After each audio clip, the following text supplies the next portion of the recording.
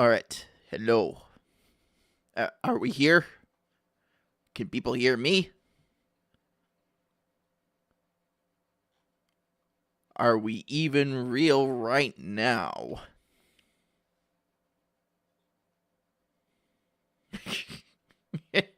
What is even real? Good evening, guys. Welcome to another week. Another week of hanging out on stream in the year of our bun 2026. There's a cutie voice. Oh, shush. Shush. Do some dailies. I do need to get back to doing my own dailies as well, but that's neither here nor there. Welcome into the stream, guys. Hope you all are having a good week so far. It's only Tuesday, but you know what they say about Tuesday. I actually don't know what they say about Tuesday, so we're just gonna change over to the main screen over here, if you don't mind. I hope you're all doing well. Oh Jesus, the lagging, the model lagging. What the heck? Oh, it's probably because of Spotify. Okay, hang on. Here, we'll turn off the Spotify. I really gotta find an alternative. You're gonna look for a bit? Alright. Thank you, Diva. Jake and the lads. Yes, we are doing basically a lads marathon this week as far as getting caught up on the MSQ. So we're for the first 4 streams this week. So that's today, Thursday, Friday, and Saturday.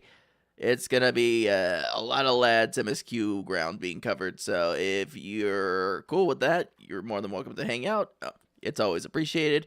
If that's not your vibe, then don't worry. We got Minecraft on Sunday, and then we'll be back to our regular craziness next week. So just an FYI, we are going to be making a big push to be caught up on the MSQ this week. Also, thanks for lurking, Yellow Flash. Enjoy your lurk. But yeah, that's what we're up to this week. It's a big MSQ push because I want to get that done and dusted, because we did make some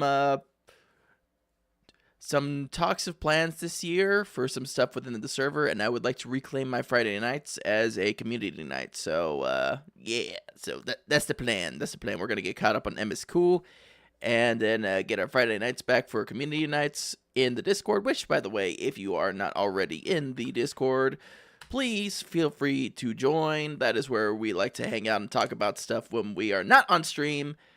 It's where I usually share like my content and stuff like that, or talk about what we're up to, hobbies. We got a couple like game related spaces in there if you're into the ARPGs or MMOs and that kind of stuff. Mostly we've been on a bit of a little Diablo kick recently, so if you're into the Diablo ARPGs, you're more than welcome to hop in on that and give your 2 cents or just talk about whatever's going on with your day. I definitely want to make a push this year with making the Discord a bit more, like, a little bit more lively on my end. So I'm gonna give that my best go at making the Discord a little more lively for you guys. Alright, I think with all that innies, hoozles, beesies, and general statements, we're ready to get into the lads. Are you guys ready to stare at the MP4 men? Are you ready to see their stories? Hello, hello! Yes, hello over there on YouTube. We're just getting ready to get started on the action with the Love and Deepspace because we're going on a big Love and Deepspace MSQ tear this week. We're gonna try to get caught up. Try to get caught up on MSQ. That way I can reclaim my Friday nights for community nights. Any hoodles, beesies. Is there anything I'm forgetting, chat? Anything that we need to retread, catch up on? Any news you guys want to bring up? Men, yes. Also, hello, Rayla. How are you doing? Are you ready to see more of your men's tonight? I think we're going to see more of your men's tonight. I know we're working towards one specific men's who has not rejoined the cast of the men's, but will eventually rejoin the cast of the men's. Who knows? We might see that men's this week.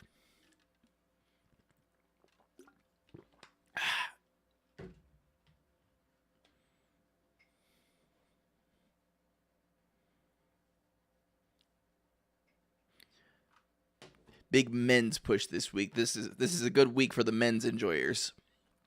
Whoop.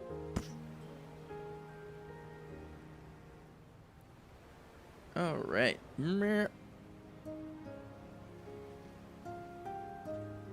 All right, let me just get justified here. So we finished out this past weekend the 3 different branching paths for this whole thing for Eye of the Storm. So we're ready to push on through, as it were. And let me just justify things in my headset real quick.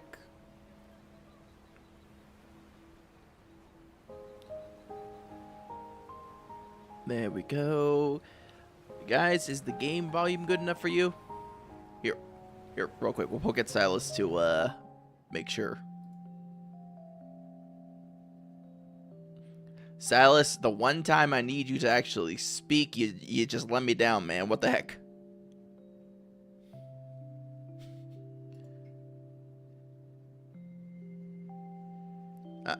Okay, bud. All right, well.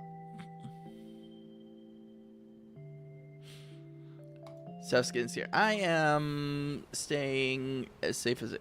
Wait, did you do the Raphael branch? How did I miss it? Yeah, we did do the fishy branch. It was, I think we did it Friday, actually.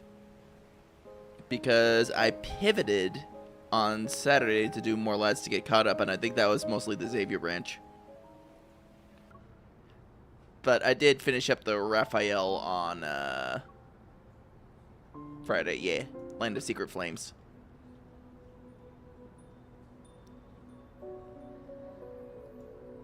Where he was like, oh, ooh, my scary fish god powers. And we were like, oh, okay, your scary fish god powers. Okay.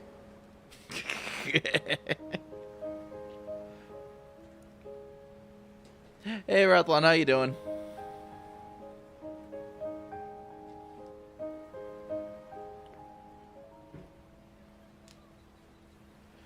But yeah, that's where we're at. Alright, I think we're ready to get rolling. Doing good, just boiling. Behold. Fish, yes, fish. Doing good, just boiling some water for rice. Ooh, rice. Okay. Well, what you making tonight that you need the rice for? I'm curious. I'm very curious. Need something to eat but don't want anything major? Ah.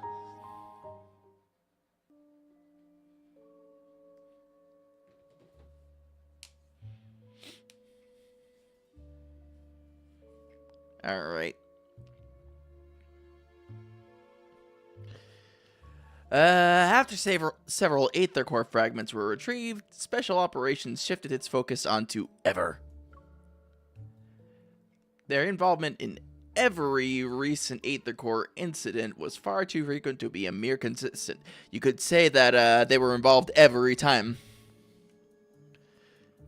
Chat, that was your warning shot. There's a lot more of that coming.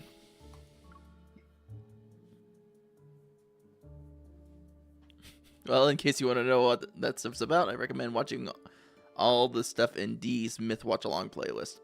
Yeah, like if I get curious about it, I'll be sure to check that out. Thank you, Rahela.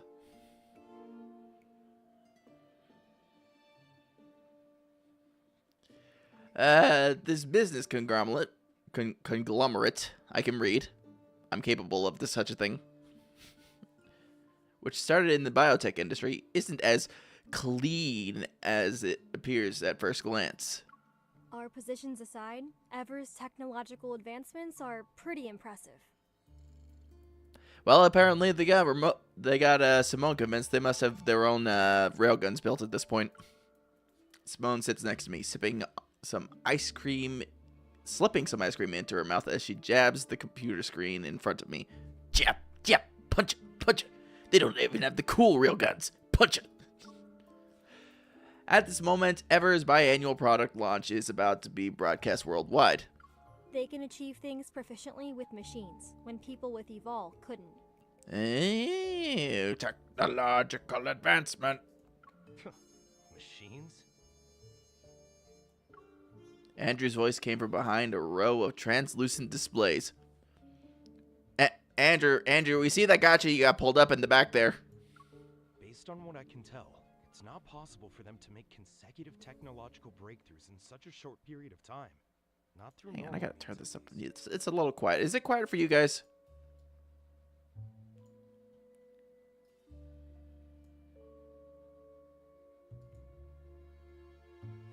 Let's see, but make not their normal means at least. Well, maybe they just have like some very dedicated people. The frequency in ways wanderers have been appearing these past few months. All right, we'll notch it up just a smidge. Increase. I said a smidge, not like a whole decibel. Thank you.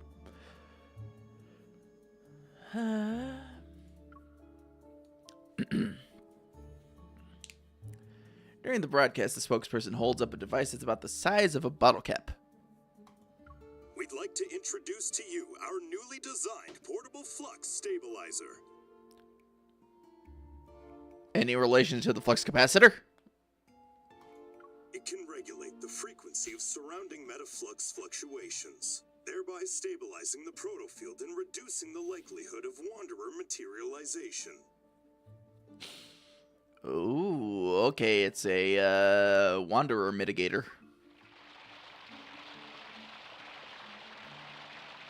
Now that wait on them to get ready.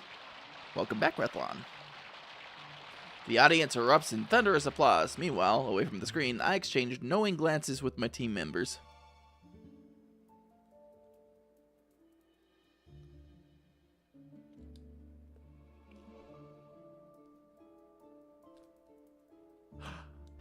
But are there men involved?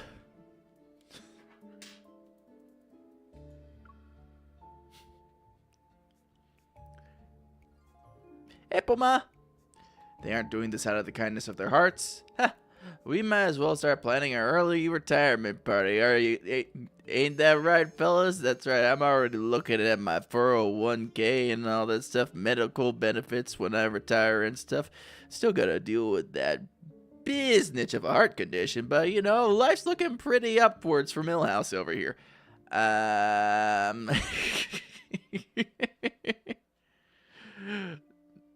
Notice on one of the monitors it's not work related. You go, that guy's playing Galaga. Didn't think we'd notice.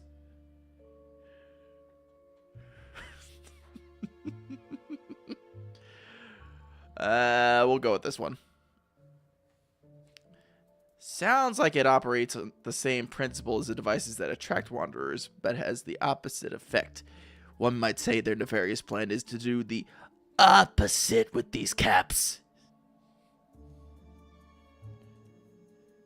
And then when you leave, he goes back to playing Galaga. Yeah, exactly. That's what I was saying. Or he pulls up his own gacha, you know, like, we got the men gacha up here, and he just pulls up something like Nikkei.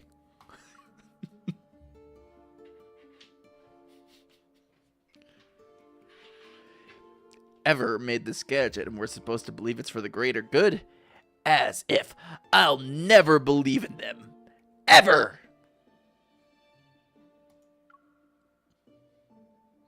They aren't doing this out of the kindness of their hearts. Simone frowns at the screen. This is nothing but a blatant provocation. We barely had time to suspect something was off before they brought out this product launch. Yeah, they're being brazen about it too. It's like they're daring us to keep investigating with what we know so far. Or it's that one real creepy guy who was kind of tailing us when we were on Zane's route, and who's kind of like, yes, maybe now she'll actually notice my scientific advancements. I forget whether that guy was involved with that ever or not.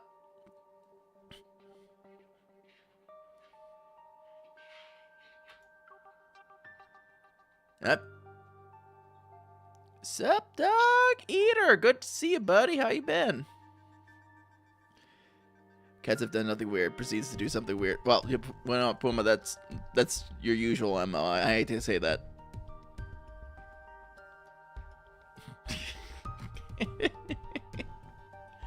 As soon as Simone and I hear Captain Jenna's voice coming from the entrance, we stand up behind the screens. Andrew nods at Jenna.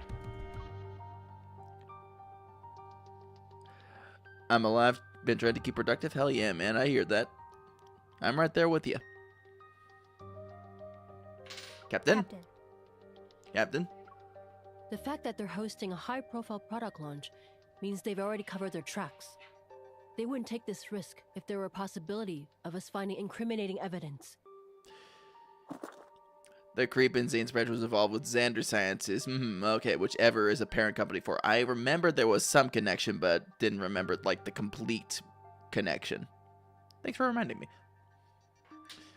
Meanwhile, Jenna's just kind of like, Nani? The text is right there for you to read. You better start reading. It's right there. Look, it's right there. Jenna walks over to the command desk and places a thick folder on it. The three of us gather around her. The analysis report for the previous fragments has just come out. Let's take a look. Yes.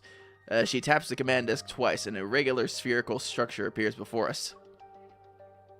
It's the next gotcha. Get ready to pull. They're from the same ether core. Based on its characteristics, we're officially naming it Spatium Core. Spatium Core. Is that a new genre of metalcore I haven't heard about? You know, do they use lots of breakdowns, lots of synths, or do they just use clips of men?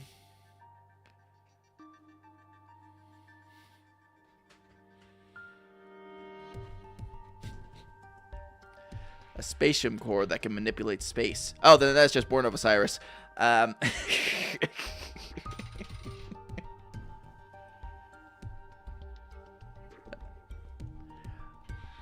know of at least 3 different ether cores now. As more ether cores appear, it's only a matter of time before the public becomes aware of this extraordinary energy source. It's just that the fragments of the Spatium Core are held together by some kind of gravitational pull. She points to the center of several fragments. Right here, one fragment is missing. Gee, I wonder, where that, where that one fragment, could be. Jenna leans forward, looking at us again. Special Operations' next objective is clear. We must recover this crucial ether core fragment before further complications arise. Yes, Captain. Yes, Captain. Oh, right. There's something you need to know. With quick reflexes, Simone intercepts Andrew, distracting him under the pretense of exploring new avenues for weapon enhancement with the recently collected data. Alright, Andrew, time to get off the gotcha. We got work to do.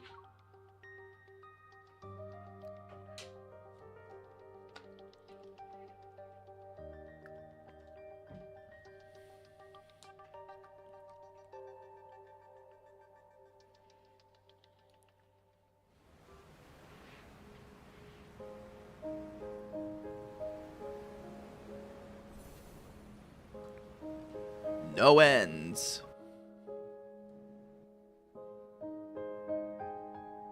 Real nice chill music tonight, chat. Real smooth vibes.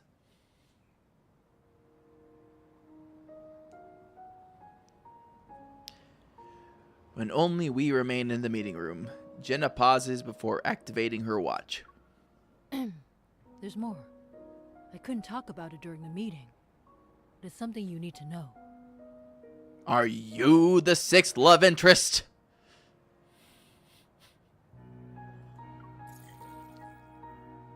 A message is transmitted to my watch at her gesture. The words, "Ever Secret Investigation Report," float in front of me. A line in there involves what happened at your house that day. You mean the incident in which they blew up my brother and my grandmother? Anyway, I've sent it to your hunter's watch. You can read it when you're home. Yeah, sure. I'm really looking forward to reliving that day. Understood.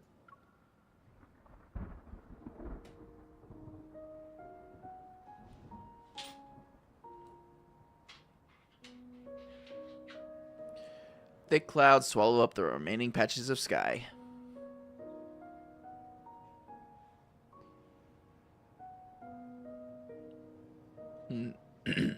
It's dark now, and the wind sweeps away the last remnants of the sunset. All that remains is a bleak white. The weather forecast said there will be heavy rain. Not the heavy rain! Jason!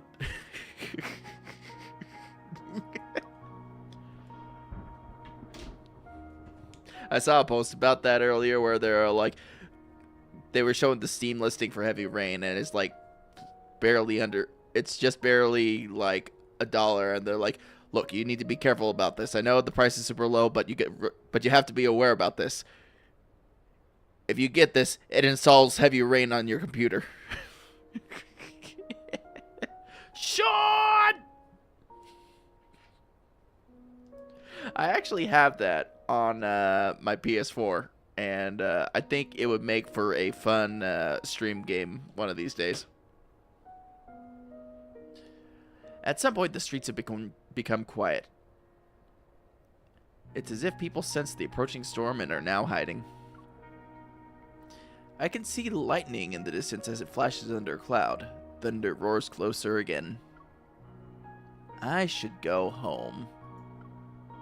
As I'm about to move, a sound presses against my heart like a string, sending a shiver down my spine. Feels like a fun game to play while inebriated in some way. Maybe. I've actually stepped away from drinking alcohol. I've actually, chat, you don't know this about me, but I've been alcohol free since, I want to say 2023. Yeah, largely alcohol free since 2023.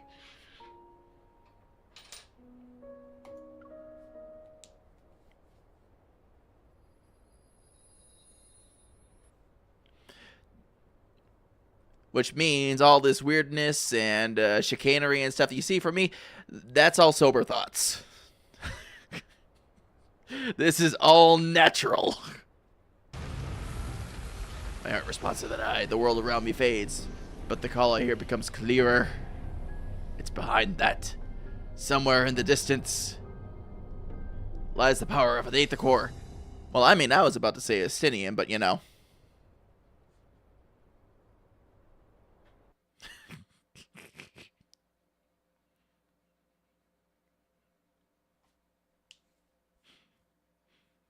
Yeah, like, I gave it up for like more personal reasons, like not that my health was at risk or anything like that, or it was a bad habit. It was more because I wanted to give it up to support Lynn's, because her medication, they generally recommend that she not drink, that kind of stuff. So I figured, like, you know, make life a little bit easier on her and not have somebody around her who's actively taking part in that, and, you know, have some solidarity. Anyways, we gotta beat up these things real quick.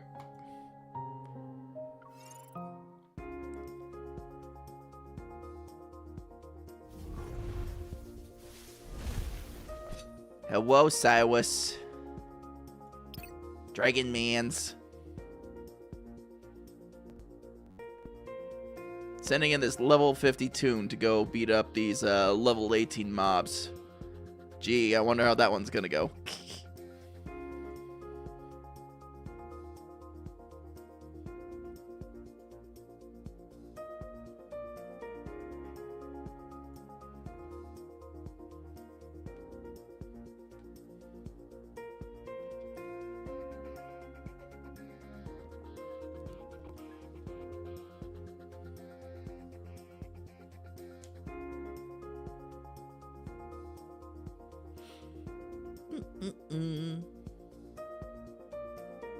One thing I would recommend doing before you start Act 4. Okay, Rahela.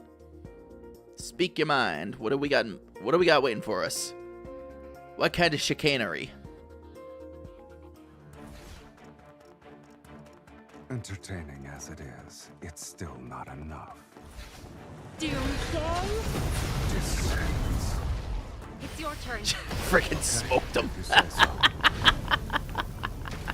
Look out. I was just careless. You're too close. That's my spot. That was quick. I haven't even caught the scent of fear yet.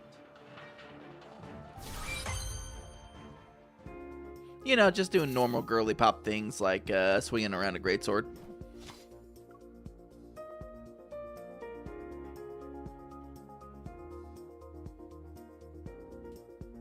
I would recommend going to the World Underneath button at the bottom left of the story screen. The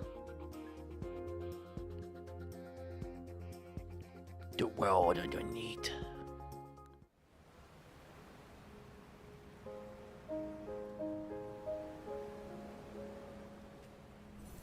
Reading at least the 6th story called Sealed in Dust.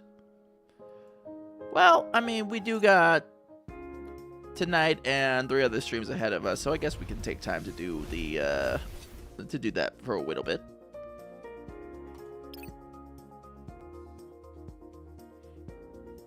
Is it extra context, or would it be something I can like catch up later and be like, oh, that makes sense in terms of now that I've caught up on MSQ?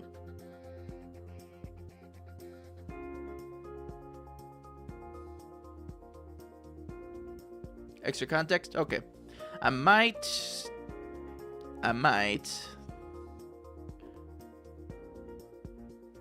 take you up on that and maybe do that tomorrow when I'm off stream, and kind of just keep rolling on through while with stuff on stream, just mainline MSQ, just for the extra context.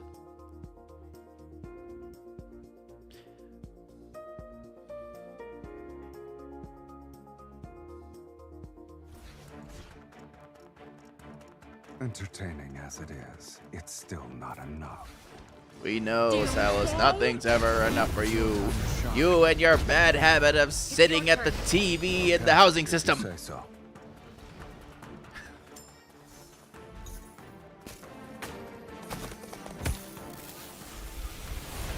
Here comes a big guy. Good. Now this feels like a worthy opponent. I'll show you. That was quick. It was actually I available to haven't read when the even game caught first the launched. scent of Oh, fear really? yet. Huh.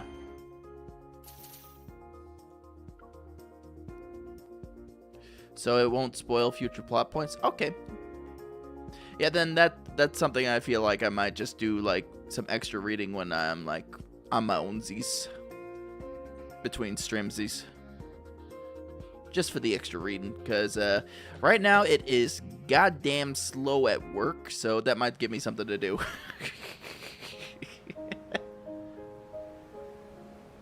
But thanks for pointing that out, Rayla.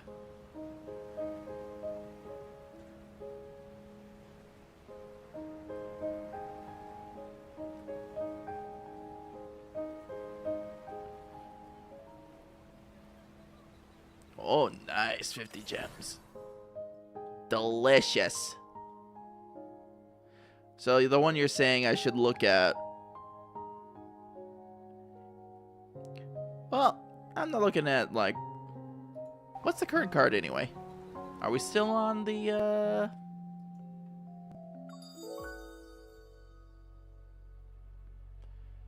Yeah, we're still on Throne of Arrows. We got how many days left of that? 7 days. Okay. Yeah, I might go on a power run. Jake. Hey, HK, how you doing, buddy? Yeah, I think that's what I'm gonna do. Is I'm gonna go on a power run of World Underneath on my own time.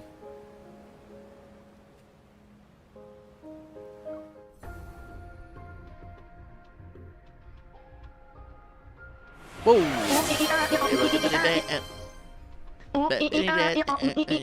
I forgot to fix that green screen.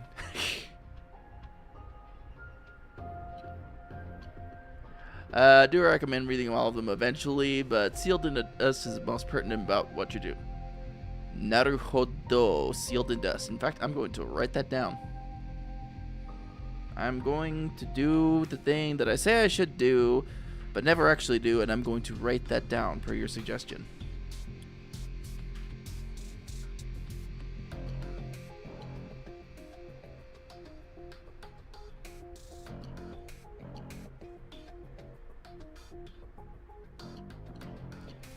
It's poignant.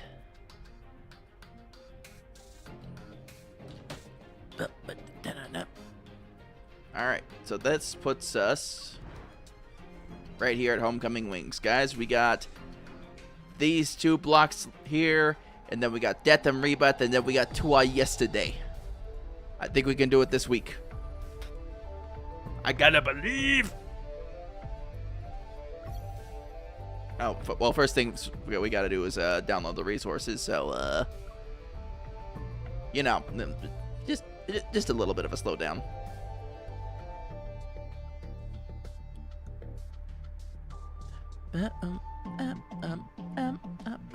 Also, HK, how you doing? HK, I saw you in Boneless's stream the other night. Kind of talking him through Path of Exile. How did that go? Because I couldn't stick around very long.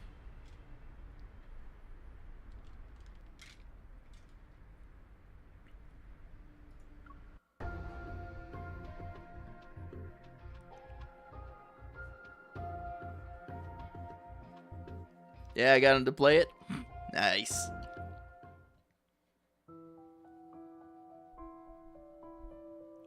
My vision goes dark. Every blur as the universe finds a strange stillness in its chaos, and then it fades to nothing. A strong resonance pulses through my body. It stirs fragmented memories that drift like fading apparitions. What is this, Wuthering Waves?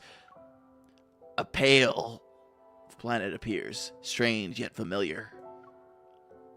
And then there's an overwhelming force as silent as a black hole. Black hole. It's a massive, artificial eye.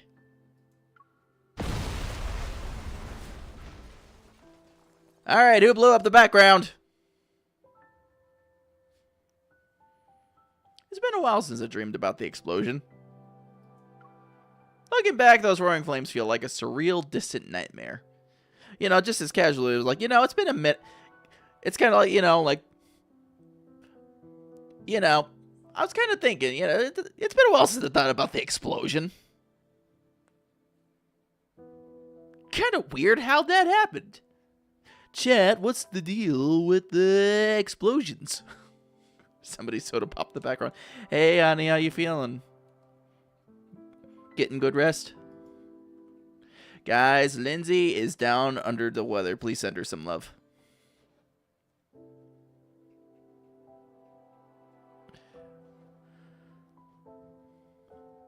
Looking back, those Roaring flames feel like a surreal, distant nightmare. The searing heat in my dreams is still vivid. Because the pain in my heart is gone. Not gonna lie, I forgot how to spell your name for a second. Oh, goodness, Lindsay. But the pain in my heart is gone. Maybe it's because the Aether core within me has achieved full power.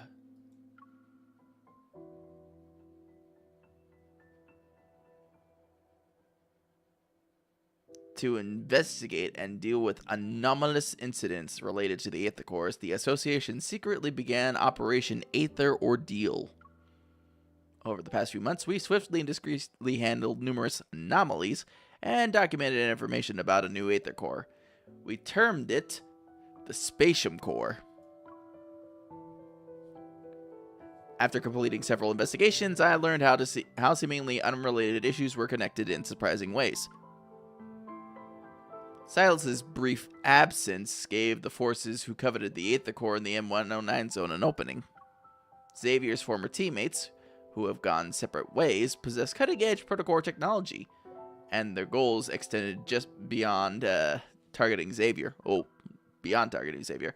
The strange black crystals are deeply connected to the old battle, causing Zane's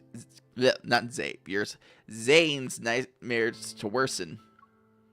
And with the watchful eyes of some secret observers, Raphael is forced to quietly search for the power sealed within the Tome of the Sea God. When traced back to their sources, these unrelated threads are connected to one massive entity, Ever. The limited amount of evidence we have also suggests that Ever was the true mastermind behind the Bloom Shore District explosion.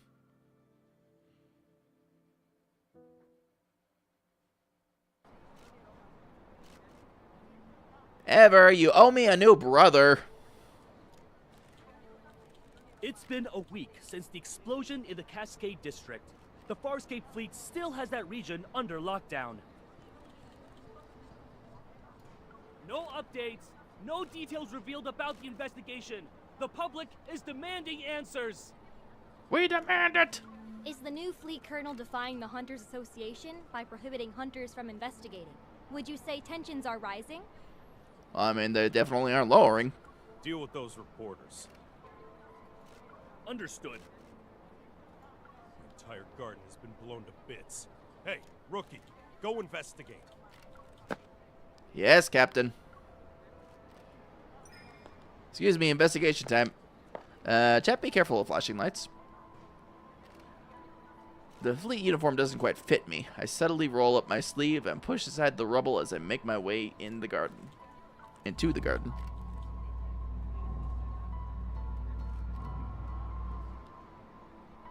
The energy trail I can resonate with is faint, but it's similar to the one belonging to an Aether core. The source must be over here. It's gonna rain tomorrow evening, and all traces will be washed away. Make sure to be done before then. Make sure to be what? You kind of had a rapid fader movement there where I lost the last bit of your sentence.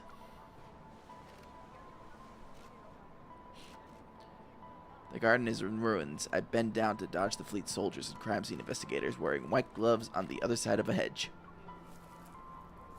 Over the hedge. It's right behind these bushes. The burnt vines twist through the vegetation. The silent oppression swallows even the faintest of sounds. Part the vines. Behind the layer of leaves and petals, it's as if a small hand darts along the tangled branches. I quickly reach out, but my fingers touch another scorched wall. That brief, vaguely familiar energy fluctuation ripples through the air before vanishing. I knew it.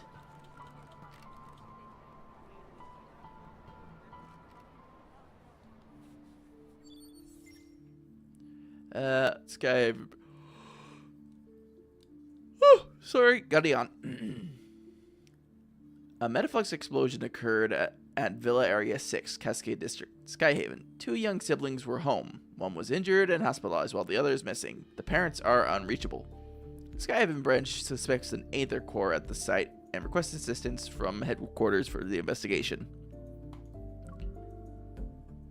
The dispatch request for the explosion incident has already been denied.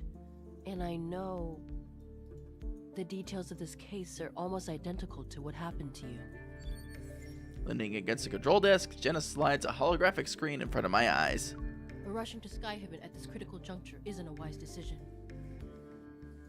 If I suggested you don't get involved for now, would you consider it? I would consider it, but given my track record for judgment... I'm sorry, Captain.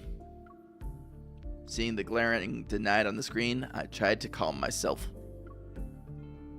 But even if it's unrelated to that incident, it might involve the Aether Core. There's no reason for the association to object. It's not them who are interfering. It's the Far Space Fleet's doing. The Far Space Fleet? Well, why don't we call the Near Space Fleet?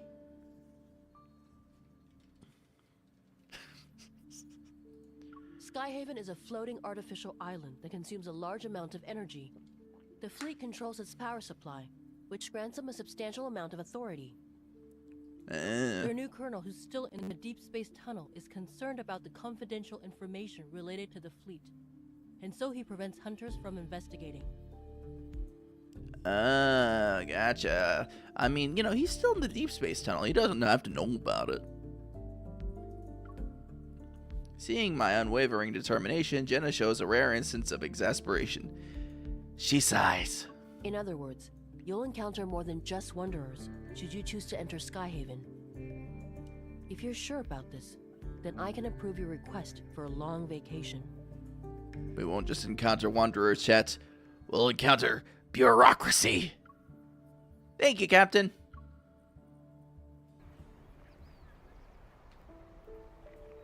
The day I arrived in Skyhaven coincided with the new fleet's cadets reporting for duty. They formed a neat line along the transfer platform. While hidden in the shadows and thinking about how to blend in, I received unexpected help from a recruit who decided to desert. In exchange for my silence, I took her place and successfully moved into the temporary living quarters for the new cadets. When tasks were assigned, I relied on these cadets' burning ambition for flight duties, so that I was left with the unwanted ground support role. As it happened, As a result, I was brought to the explosion site in the Cascade District. I can read. I'm able to. Blech. I never imagined I'd find myself in Skyhaven for a reason like this. Caleb. A cold metal chain touches my neck. It's the necklace I once gave to Caleb. I read good. I read very good. I do very good reading and literaturing. I can syntax. I miss you. Find anything, rookie? Oh, you know, just signs of exploded brother. I mean... With a stern expression, the captain walks over. I come to my senses and shake my head. Captain, I haven't seen anything suspicious. Keep your eyes peeled and give it another once-over. Absolutely. If you miss anything, it won't be just you facing the consequences when the Colonel's starship returns.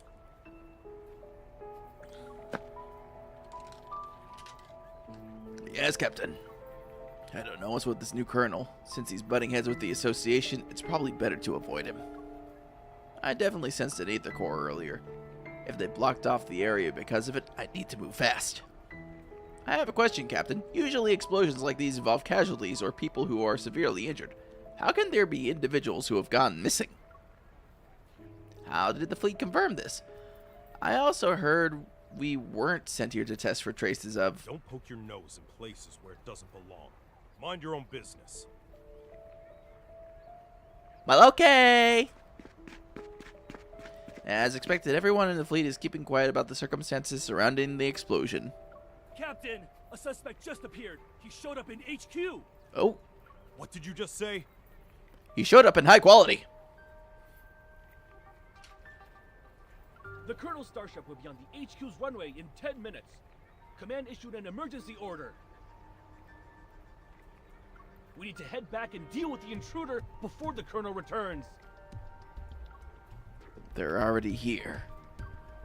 If things get too chaotic, I might be able to use it to my advantage.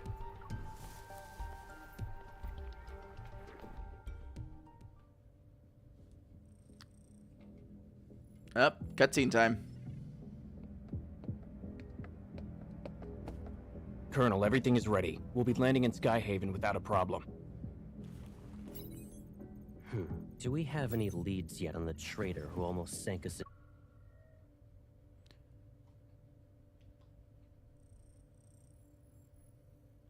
Hey, hey, game, writers, even. I wanna take a minute here. I wanna nudge at something real quick. You know, to make a little suggestion, maybe. You know, especially when hiding and building up to a big plot point reveal is maybe don't do this with your ally that's coming up. You know, maybe try to obfuscate that a little better, you know? But this is mostly for the localization team. I don't know if the actual, like, base dev team hit his name or not. It's like, you say this like you don't see Caleb and his girl. I know what you're saying. I understand where you're coming from on that, Rahela.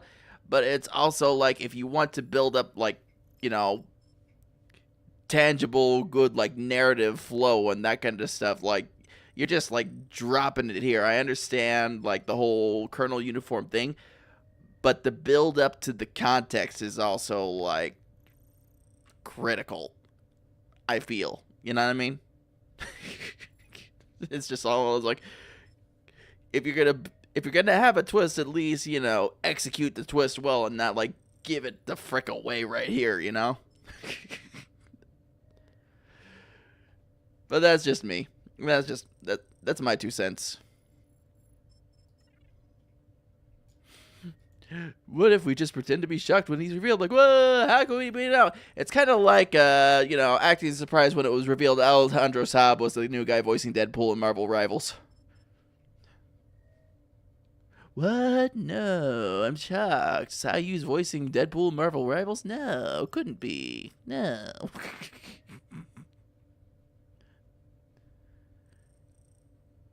In deep space 3 days ago. I'm afraid not. Maybe our navigation was off. It could have also been unexpected turbulence.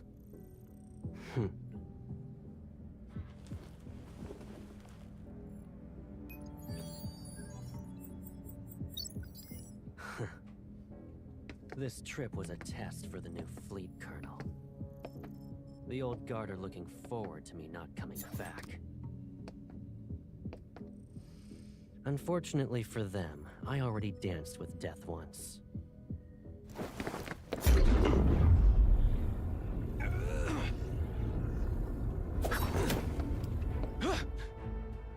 I won't die again. It doesn't matter if you succeed or fail. You've chosen treason, so the consequences are still the same.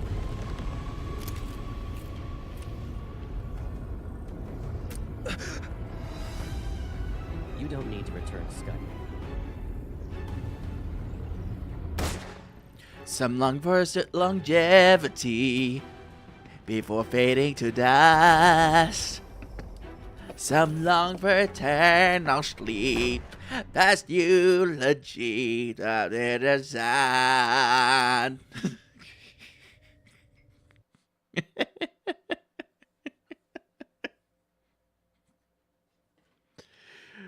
Yep.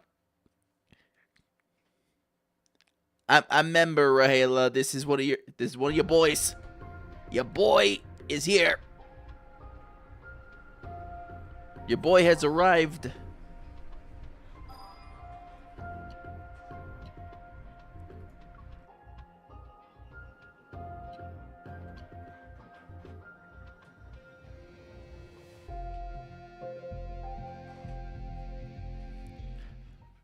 Going back to that Alejandro comment earlier, I had a realization, chat. I had a bit of a realization because back in the early days of the anime industry with English voice actors, the one voice actor you just could not escape was Laura Bailey. So, is it inaccurate to say nowadays that Alejandro is the new Laura Bailey.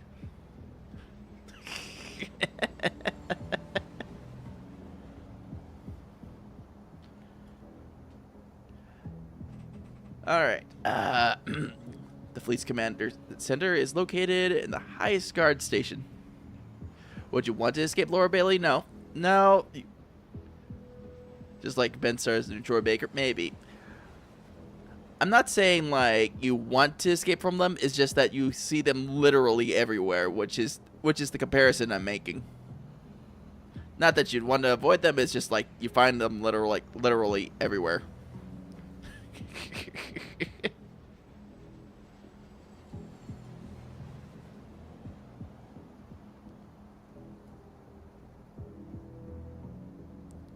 Should I get Vintage Story or Hightail?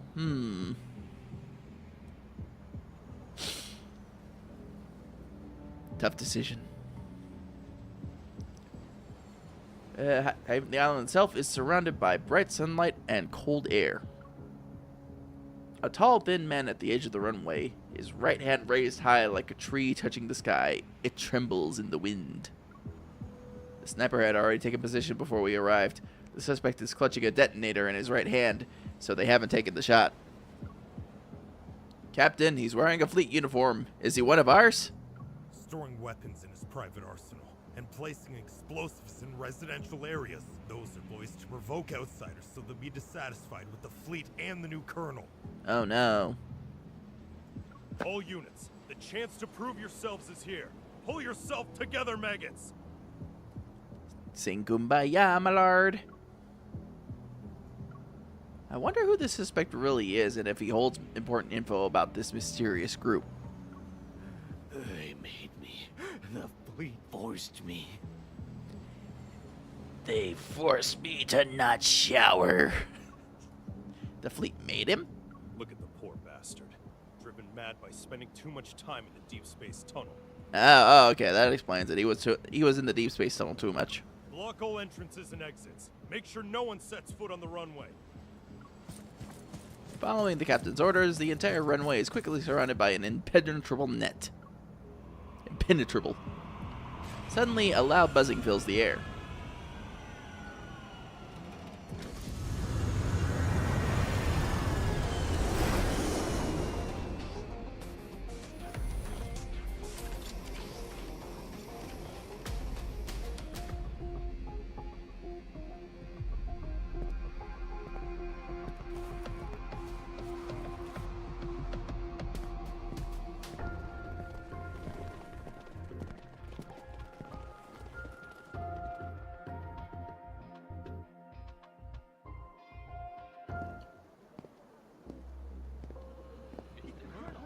Wait a minute.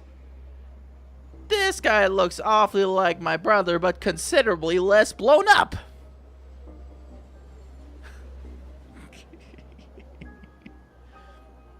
Under the spectacle of lights, the new fleet colonel who's been widely discussed steps out of the sleek black starship. In an orderly fashion, he approaches the man at the edge of the runway. His words are muffled by the wind.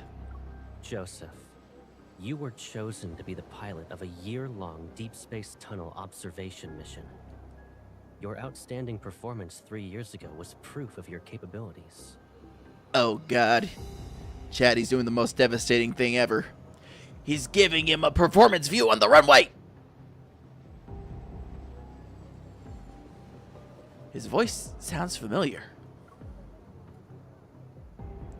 The crowd blocks my view, and I can only catch a glimpse of the figure through the gaps. His silver armbands reflects a dazzling light. You would have enjoyed the privileges befitting a skilled officer after your return. But 2 months ago, your wife and child died in the fleet's brig. Damn! Believing you revealed the fleet's secrets during your mission, you put your family under house arrest. They had died as a result. You're the person behind the Cascade District's explosion, yes? And you were trying to make a statement to the fleet by attacking its members. You know why. This guy's over here just turning into Gollum. Joseph sounds as if his vocal cords have been torn. His sound unpleasant to the ear. His voice is unpleasant to the ear. And yet the information I collected tells a different story. After your mission ended 2 years ago, you were suffering from the effects of long-term exposure to cosmic radiation. Your memories were severely affected. Hence, you received a prescription for the psychotropic drug Cybazin at the medical center. But you went ahead and increased the dosage on your own. It's a real Cybazin problem. You probably weren't aware that a Cybazin addiction can lead to cognitive dissonance and confusion. That's why, after your overdose, you accidentally killed your wife and child. Oh, he was hallucinating. When you recovered, you created a lie to escape from the pain of what you've done. He speaks calmly, and then everything becomes quiet. No, that's not possible. You made me do it. You know, I made the joke about him turning into Gollum earlier, and then we just go with that line. Okay. You planted a mind control device in me. It's that chip.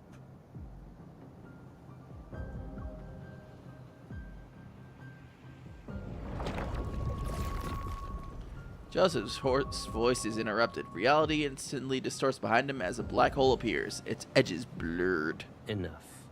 You don't need to defend yourself anymore. As soon as the colonel finishes speaking, the man and the detonator are consumed by the black hole in the blink of an eye. It quickly closes, and the clear sky reappears once more. But now the edge of the runway is empty. Lock down the command center. We still have an unidentified traitor with us. See, this is what you should have done earlier in the earlier scene. The order is cold, and everyone snaps out of their daze. My palms start to sweat. Mom spaghetti. And my heart races. Mom spaghetti. There's only one thought in my mind. Mom spaghetti! I need to make a move. Whoever he's talking about, once they start digging, my cover's blown for sure. I need to make a move. Now. Since no one's paying attention, I quietly turn around, and before I can move, I feel as though 1,000 grams have been dropped onto my shoulders. Oh no, he got me with the gravity grab. I can't move. This evil is...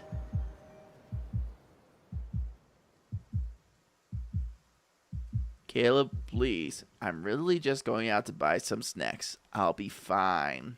It's raining. And did you forget how you came back home injured?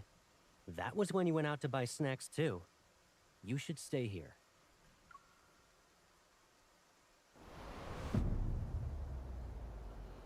It's also the gravity evil?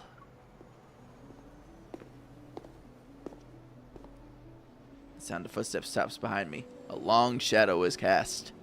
Don't move. The moment the voice speaks, my blood freezes. It's not because I'm scared. I've heard this voice before. I know his voice. It's considerably not as blown up as I thought it would ever be.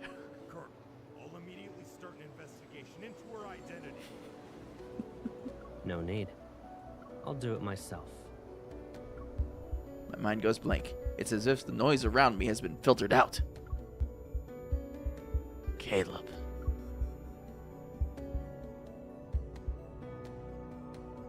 Well, props to them for not making us wait too long for the inevitable reunion. Props to them.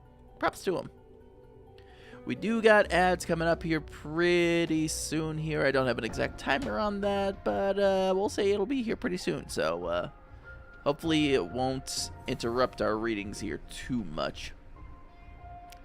Empathic interrogation. All right. We're going to be empaths, guys. Yay. Hooray.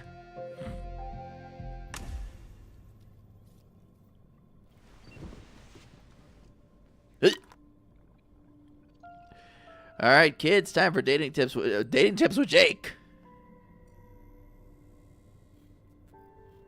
Uh-oh. Lindsay, is this the part of the story where I'm gonna get on my high horse a little bit with some of the stuff that happens? Is this what's gonna happen?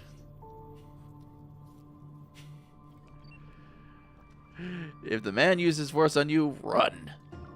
Yep. Then this is definitely the part I'm thinking about then. I'm forced to sit in a chair used for questioning. Restraints emerge from it to secure my hands and feet.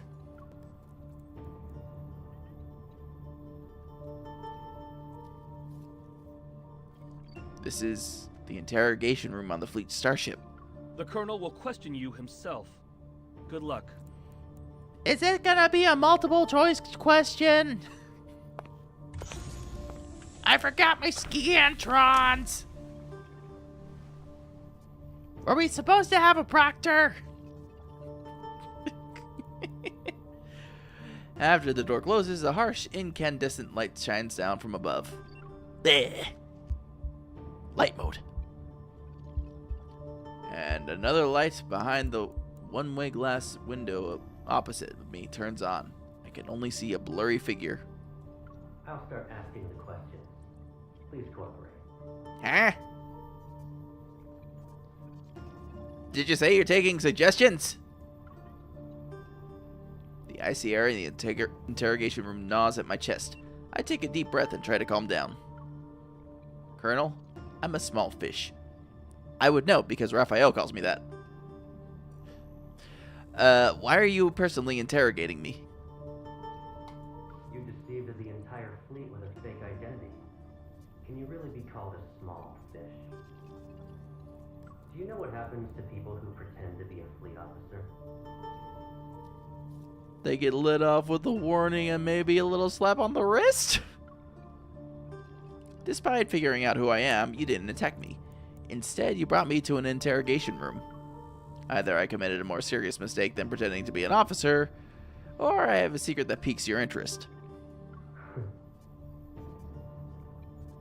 IRL, they get promoted.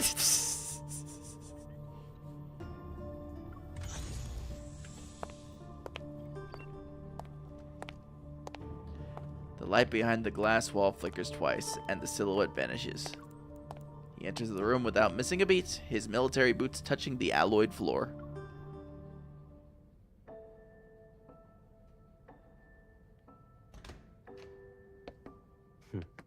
If you understand the situation, then let's go ahead and have a nice chat. Is it really you? Alright, ads have kicked in. We will be right back shortly in 3 minutes. For those of you on YouTube, just hang out, chill, relax.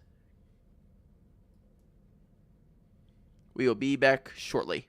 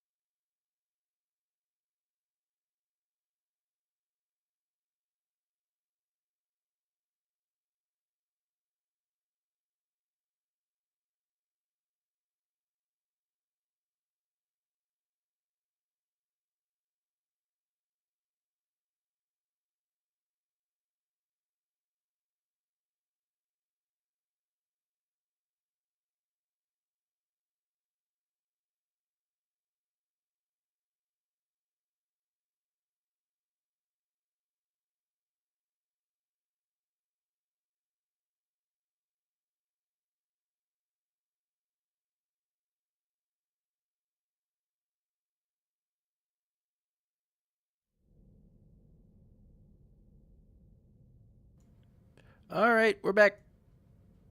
Ads are over. Appreciate you guys sitting through those. And now it's time for the fated reunion. Show some respect to the Far Space Fleet's colonel. That means he's definitely part of that group.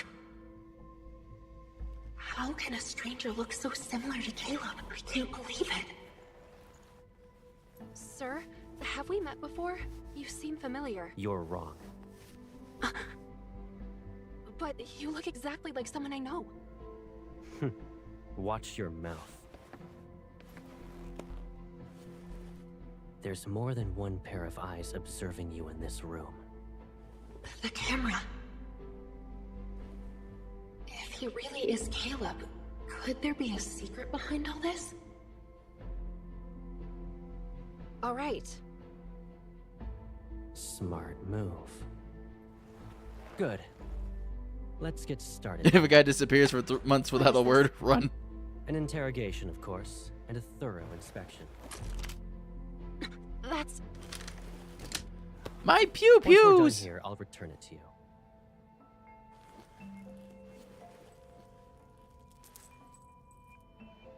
It belonged to someone from my childhood. He died in an explosion, like the one in the Cascade District. I miss him. Sir, can you tell me something? If that person hadn't died, would he support me even now? In the Far Space Fleet, there are only soldiers and officers. Then, what about you? Will you support me? Awful bold Do of what you're MC to told ask and that. Don't cause any trouble. You won't get hurt then.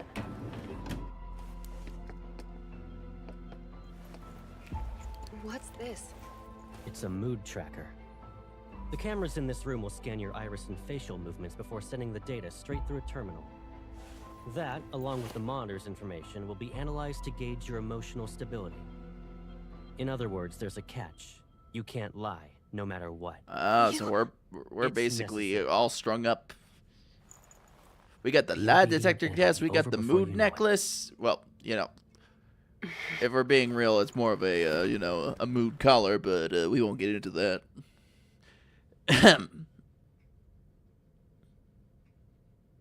You're in strings now? I guess we are.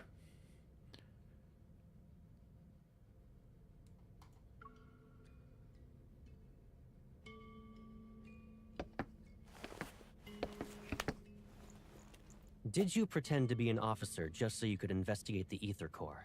Be honest. What? He knows about the Ether Core, but... I don't know. I told you before, you're not allowed to lie. I didn't. Recently, there was a large energy explosion in the N109 zone, related to an Ether Core. At that time, you disappeared without a trace and didn't check in with any organization, but you weren't punished upon your return. Our intel suggests you were in the N109 zone. I don't understand. Allow me to remind you that we are in Skyhaven. We're above the clouds, and even the World Evol government has to abide by the fleet. Your survival here, and your chance at being able to leave this place alive, depend on your honesty and willingness to follow my orders.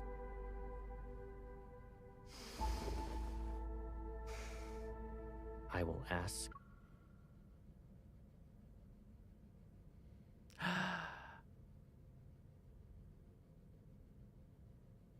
I just wanted to pause here to tease the Caleb girlies for a little bit.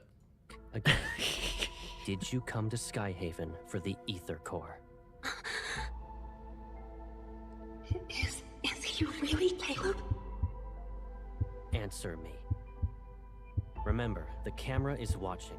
You must tell the truth. The camera.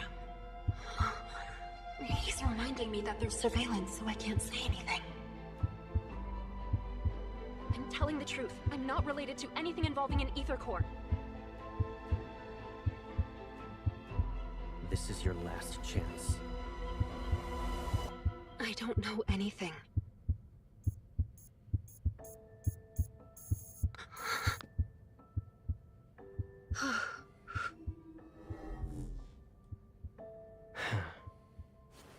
You passed.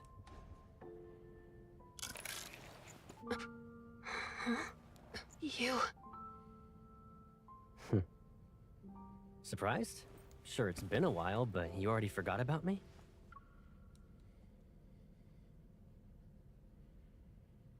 He was playing her hook, line, and sinker the whole time. Okay.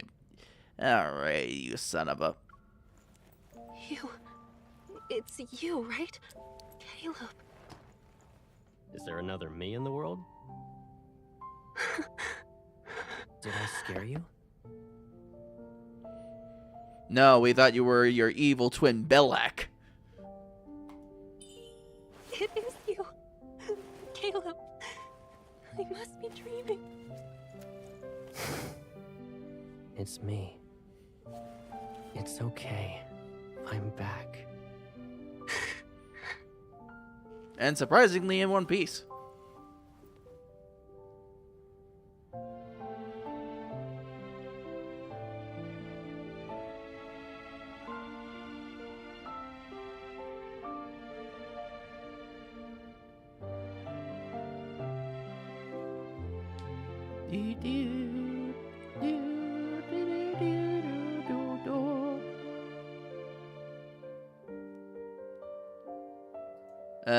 Mostly.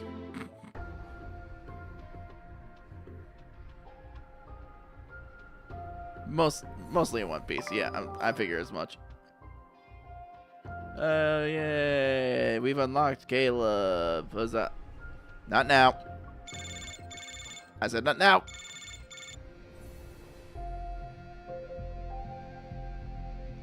They're so needy.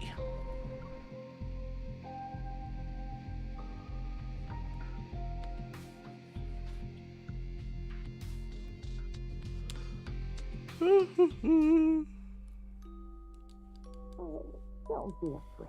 It's all right. From now on, we'll be living together. Grandma. I miss Grandma. Does this mean we'll never be alone again? Yes. Starting today, I'll be your grandma. Grandma. In the empty void I see, everything is like a painting's white background that is seconds away from being drowned in a sea of color. There's one exception. The figure standing before me who's strikingly clear. Who are you again? It's okay if you've forgotten. I'll remind you. He holds my hand with a radiant smile. Eyes gleam like sunlight. I'm Caleb. I'll always be by your side.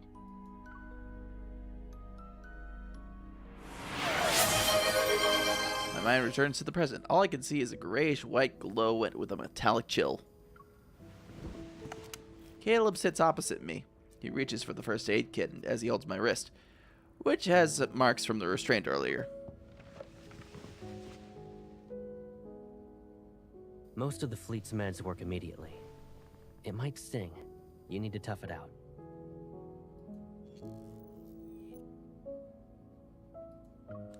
His tender care is completely different from the cold, intimidating facade he wore in the interrogation room.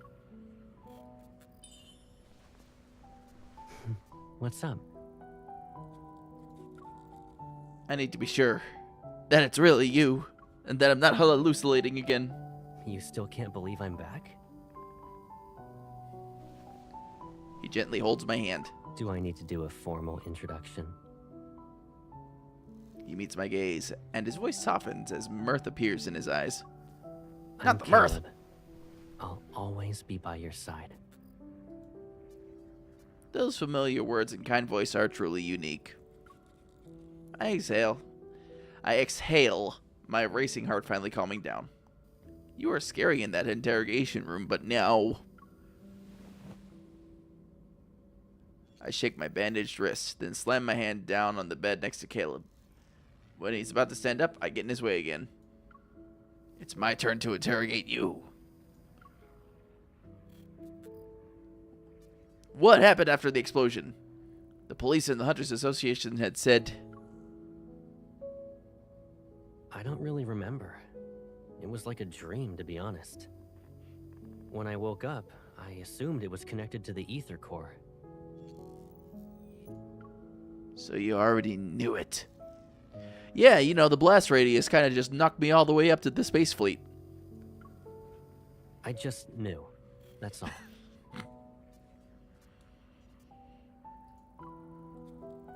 Why didn't you contact me? You're a colonel now? You survived. Why didn't you contact me? And you're a colonel now? Well... He turns to look out the window. The night sky resembles a dark flowing river. If I didn't join the fleet, I would have been abandoned. Abandoned? That's just how things work, Pipsqueak. So, I couldn't contact you. I can't bear to imagine you being put through that pain again. Caleb isn't exactly interested in explaining, so I don't press him. What matters is that he's alive. How's Grandma? How's Grandma? If you're here, she must be okay too, right?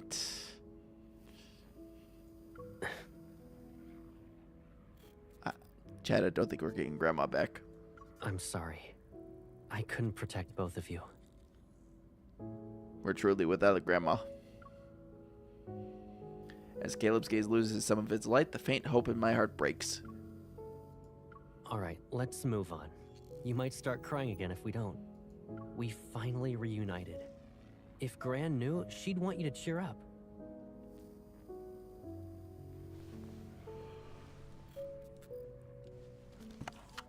Caleb closes the first aid kit and stands up. He returns it to the cupboard.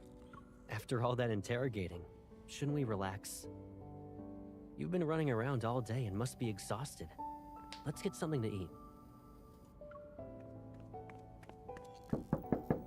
Colonel, the captain of the 3rd Squadron would like to speak with you. He suggested solitary confinement for the traitor you captured. Come back to me when the bauble around his neck grows a brain. Yep.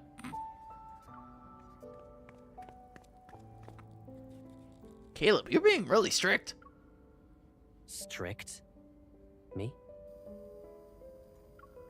His armband shines, maintaining his stern expression. Caleb returns to my side. I haven't even disciplined you. And your cover's so good that you're living in the officer barracks?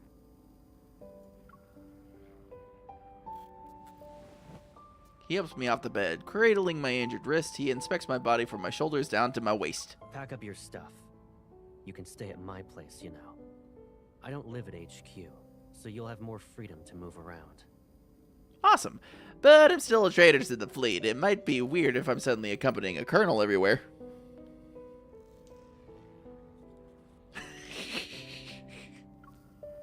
He lowers my wrist and taps on the other one. Understanding his intentions, I turn around to let him check my back. It'd draw more attention, so some people might even question your authority. Hold on. Are you being considerate on behalf of your fellow fleetmates? Or do you actually want me to prove your guilt so you'll be locked up? Nah, I'm pretty sure she's just bratting.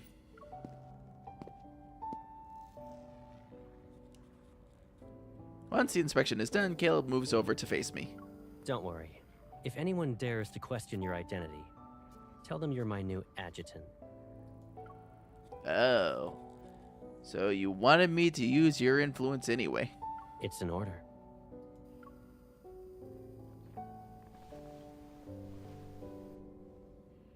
He chuckles, taking off his hat. He places it on my head. The colonel's whereabouts are classified. The same goes for the people around him. If rumors could threaten me, I wouldn't be wearing this armband.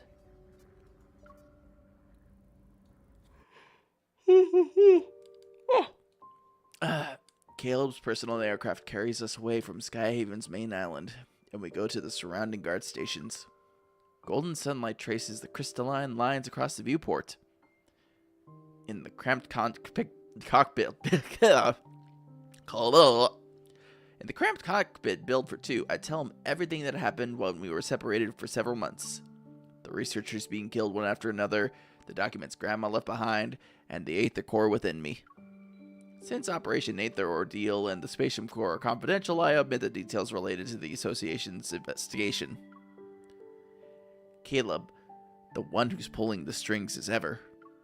Behind his goggles, Caleb's gaze is unreadable. He grips the control stick and expertly guides the plane through the clouds. Wait, no, MC, don't tell him Silas kidnapped. I don't think she told him that. Maybe. Kinda. I understand. Let me deal with it for now.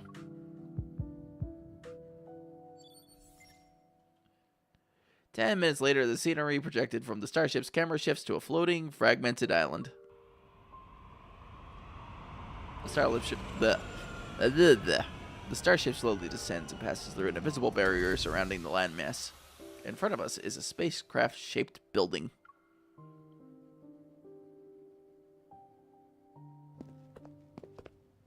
Here we are.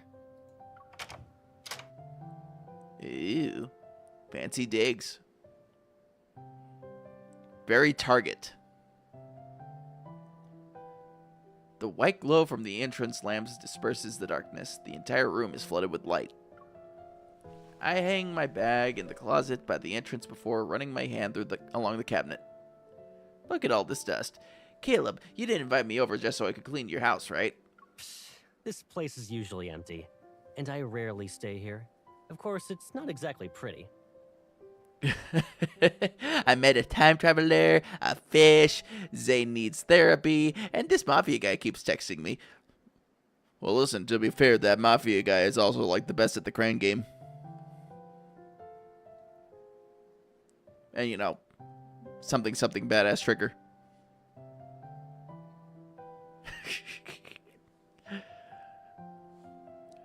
Yeah, about you know, I rarely stay there. Of course, it's not exactly pretty. That's just single guy life. Move. Holding a few jackets he took from my luggage, he lightly nudges my foot. Only the toiletries are left. Go ahead and sort out your stuff. Oh, actually, hold on a sec.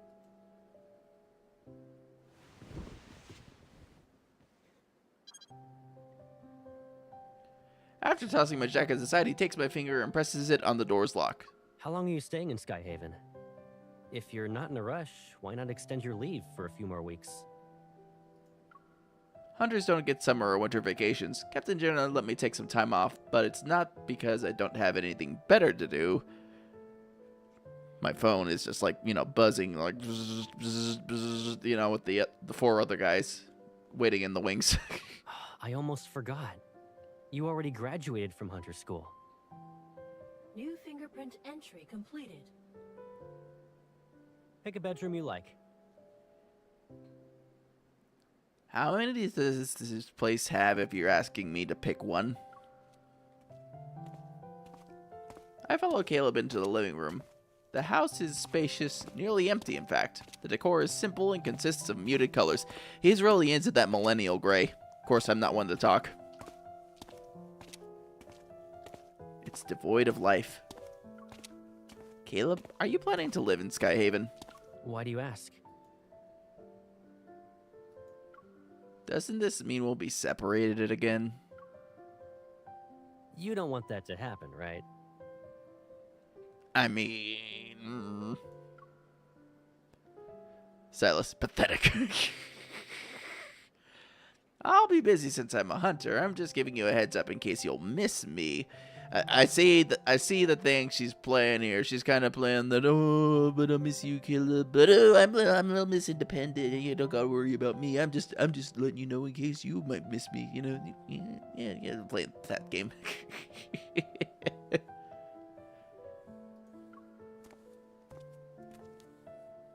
After navigating through several doorways, I stumble upon a bedroom with comfortable lighting. I stop before it. Yeah. Without our wanderer-chasing hunter, we'd all be doomed. I mean, we really would be doomed. When you think about the way the boys handled their business, it's kind of a good thing we're around. Caleb leans against the doorway and looks inside. You like this room? It seems cozy. Okay, then. His lips curl into that familiar, teasing smile as he heads towards the kitchen. Think about what you want to eat for dinner, and your personal chef will make it. Really?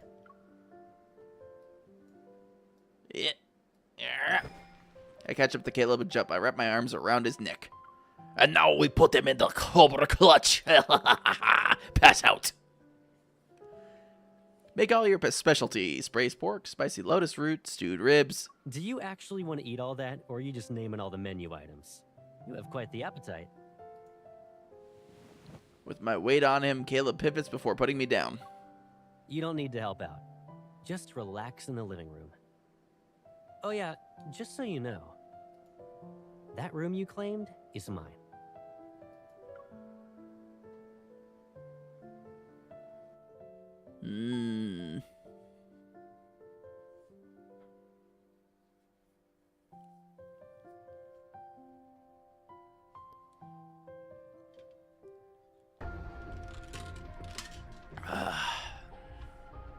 Wooter.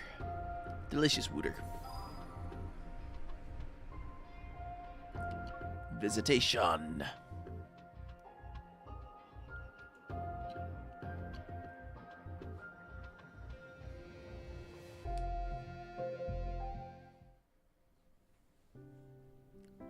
After dinner, Caleb insists on clearing the table himself. He tells me to rest, and he'll get my bedroom ready soon.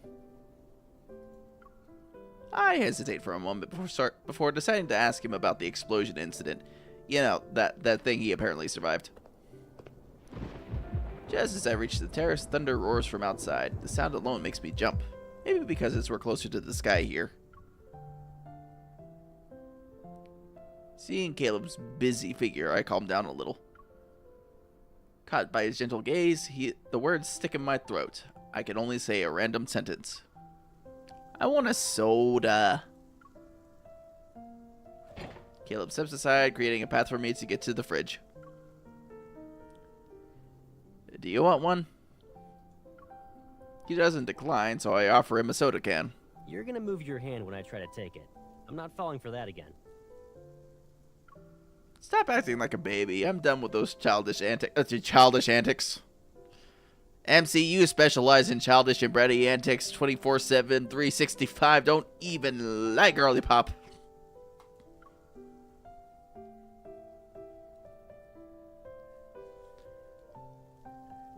Caleb reaches out, but I quickly move my wrist so the soda avoids his fingers. Ha you. Before I can finish, the soda falls from my hands. Caleb effortlessly catches it. Talk about immature. We toast, our cans clinking against each other. Another roar of thunder startles me. However, I choke. Still a scaredy cat? No. Caleb can't help but chuckle. He pats my back, and as if he's recalling something, he looks out to the window into the night. I thought you weren't afraid of it anymore. What do you mean? Caleb sets down the soda and brings up a tablet that controls many of the house's utilities. The curtains are shut, which protects the room from the storm outside. Remember your astrophobia from when you were little? Didn't you usually hide whenever thunder rolled in? Hang on. Lost that line.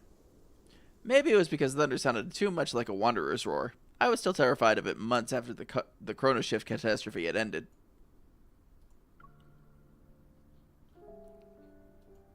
At first, I thought you were playing hide and seek with me. But then I saw you were just frightened. You always remember the minor details. But eventually, I became immune to it. She lied as naturally as she breathed. And who should we thank for that? I look up. With his eyebrow slightly raised, Caleb grins. And reflecting on those memories, I pretend to be clueless. We should thank my resilience. You ungrateful pipsqueak. Caleb teases me and pinches my nose. Chuckling at my reaction, he lets go. Of course, I remember that whenever there was a storm, regardless of whether it was during the day or at night, he always stayed by my side. I didn't dare to fall asleep, but Caleb always covered my ears until I dozed off. The thunderstorms trapped him, the most popular kid on the block, inside the house, so he had to seek refuge with me in various hiding places. No one else knew it was me that was trapped home, and Caleb was the one who broke that magical cage. Caleb, why were you always the first person to find me? It didn't matter whether I hid in the closet or the attic. We probably have a telepathic connection. Uh-oh. You just got lucky every time. Yeah, and?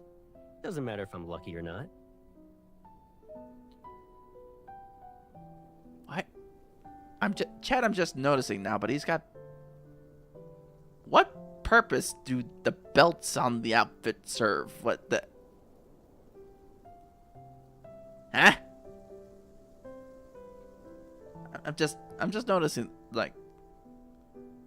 Sir, why the extra strappage? Sentimentality grazes my heart's surface. My hands that's resting on the fridge subconsciously twitches. Why do I feel awkward all of a sudden? I mean, isn't telepathy usually something twins have?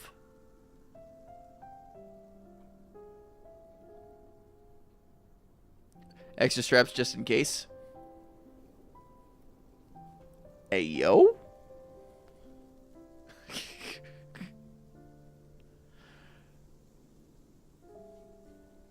Like the ones who were involved in this incident.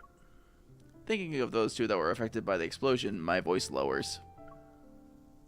Over the next few days, there wasn't any progress finding Kevy, and his sister Mia is still recovering. Caleb, You still want to investigate? Caleb has read my mind. I hesitate for a moment before nodding. Kevy is still missing, and I need to know if Ever is related to the explosion. If Ever is involved, there's a good chance I'll get important info that's connected to the Aether Core. Kevy might have already been marked as their target. The fleet will handle it. And even if you doubt them, can't you trust me? Well, granted, you just came back from the dead like less than 24 hours ago. We might need to build up that foundation a little bit, Caleb. Since you're on vacation, why not just kick back and relax in Skyhaven? But Caleb? His sister must be worried sick about him right now. She probably wants to be with Kevy again.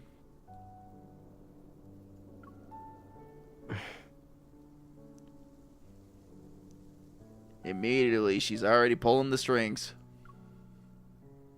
I'm already your adjutant. I promise not to cause trouble. If anything bad happens, I'll take full responsibility. Ouch! Something hits my head, but it's not a light tap or a smack. Caleb has a serious expression. What are you even saying? I always have your back. Don't even think about drawing a line in the sand. Take care of yourself. Do that, and you can investigate whatever you want. So after everything draws to a close, can you come home with me? I remember you saying you'd be fine by yourself. But it seems like you still want someone with you. I'll worry about you if we're always separated. Is that the only reason? He shifts his gaze down after suddenly using a softer voice.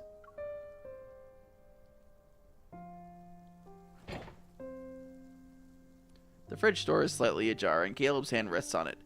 I'm seemingly trapped in this confined space. Don't stuff me in the fridge, brother! A cool breeze brushes against my shoulders. The faint glow from the refrigerator casts shadows in the depths of his determined, steadfast gaze. Is it just because I said I'd always be by your side? I'm just messing around. What's wrong? Cat got your tongue? I'll have you know that I am the cat in my relationship with Silas.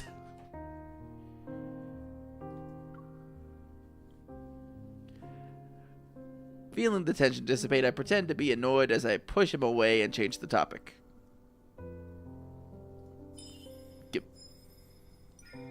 Move. It's so cold being in front of the fridge. If I get sick, it'll be your fault. Amused, Caleb willingly backs off. All right. I'll keep my distance.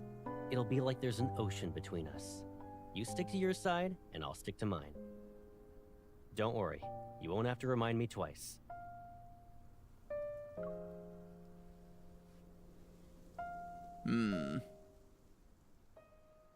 Caleb is returned to my side. I should be relieved. Happy even. but I tossed and turned in bed that night. As I open my eyes, the bright morning light filters through curtains. A warm glow is cast on the bedside. After staring at the dimly lit ceiling for what feels like an eternity, I wearily get up. The house is silent. It seems Caleb's just left. My breakfast, still warm, is sitting on the dining table. I noticed a note tucked underneath it. Your highest priority is resting and enjoying your meal. Everything else comes second. I smile as I fold the note. When I sit down, I get a voice message. Did you eat breakfast yet? I'll be sorting some things out with the fleet. I'll pick you up later. Yeah, okay. I finish eating my breakfast while going over last night's plan in my head. Alright, it's time to visit that medical center.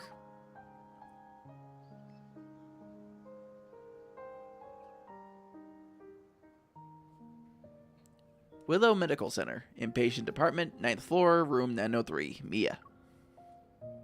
Thanks to Caleb's support, I quickly find the place where Mia is recovering in. It's been said that Kevy and Mia are very close. She's the key to finding him. I'm terribly sorry, Adjutant. Adjutant. The patient has just recovered from being in critical condition. Visits are prohibited unless her primary care physician authorizes it.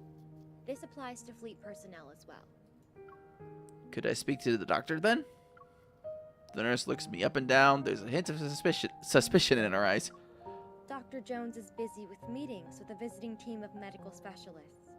The earliest you can schedule an appointment with him is next week. Visiting team of medical specialists. Chat, what are the odds that it's probably going to be Zane? I understand.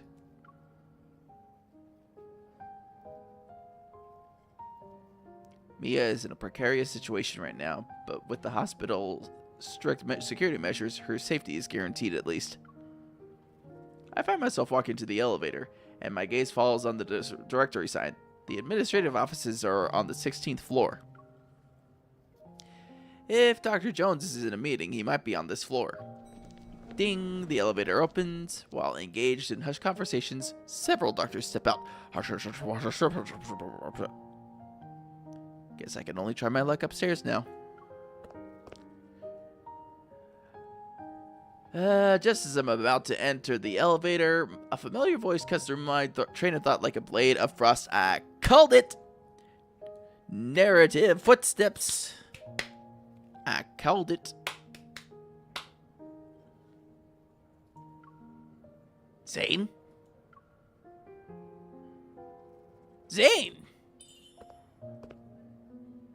Zane!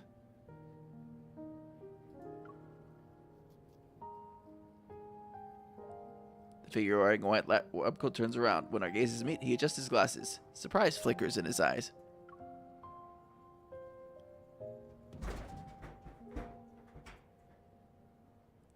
Is this the confidential schedule you talked about 2 weeks ago? Don't worry. I'll experience memory loss once I'm back in Lincoln. At the vending machine, Zane gets himself a latte. He gives me a bottle of pear juice. If I'm not mistaken, a few days ago you said the association ordered you to take leave. Secret. However, Agent girl. I didn't think a medical center in Skyhaven was a vacation spot. Well... He slightly tilts his head back to sip his coffee and frowns because it isn't sweet enough. He scans the department signs on this floor. You don't have to explain why you're here. It's obvious. I sigh and give Zane a rundown of the incident. I figured I could talk to Mia and see if she knows anything about Kevy. Mia is no longer in critical condition. She should be able to receive visitors. Do you know Mia? Her primary care physician used to be my colleague. He mentioned her during his visit. Oh. Since Mia was exposed to a metaflux explosion, I checked her heart to ensure she's all right. How is she now? Well... Her physical recovery is going well, but she was badly shaken by the accident. Mia still displays signs of avoiding the outside world. Uh-oh. She's gonna become a shut-in. but you talking to her might help ease her nerves. Guys, get the anime recommendations ready. If it's possible, I'd like to try. Zane taps the folder containing the medical records, then looks at me. Give me a second. I'll ask. And by ask, he will mean strongly suggest, ice forming Dr. at his Jones, fingertips. Do you have a moment?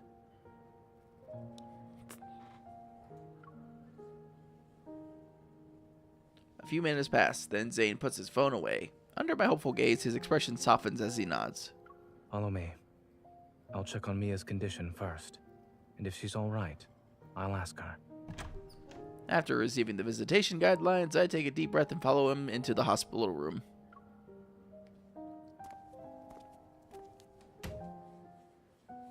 In the pristine white room, a young girl, around 10 years old, sits on the bed. Her face is covered in bandages. Mia, the nurse said you drank some milk today. That's good. Mia turns her head without responding. With a blank stare, she looks out of the window. Zane crouches down by the bed. He gently touches Mia's elbow.